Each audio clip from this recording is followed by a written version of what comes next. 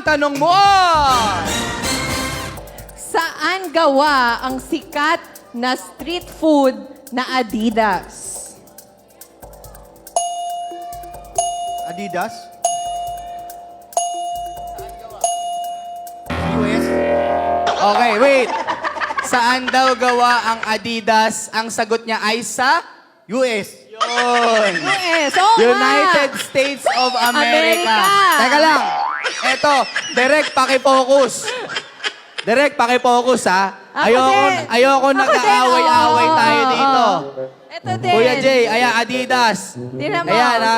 Pag ito tama, sa kanya na yung 500,000, uwian na tayo. Oh, ayan.